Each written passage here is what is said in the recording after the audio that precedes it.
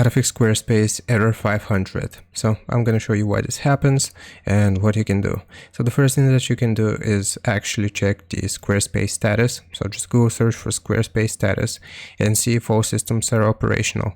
Now, if you're getting error 500, internal server error, then it might be because one of these systems is down.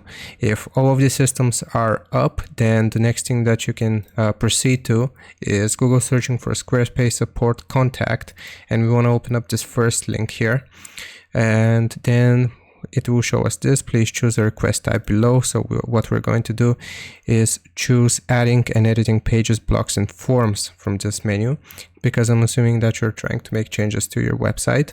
And then it will ask us for a subcategory, and we can choose depending on which option we're using. So I'm going to choose the first one, add, edit, and organize.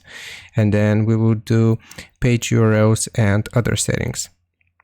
So here, what we want to actually focus on is this here. So email 24 hours a day, 7 days a week, and live chat. Now you can choose either of those. I suggest sending an email. So what we're going to do is we're going to select this option, and you will obviously explain that you're getting server error 500, internal server error 500, and you will give them more information. You can also leave your website URL as well as any pictures here. But basically, we will send this email, and if it's on Squarespace end, then they will help you out in with resolving this issue.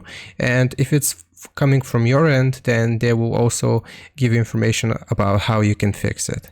So I hope this helps you out. Leave a like and sub, and I'll see you next time.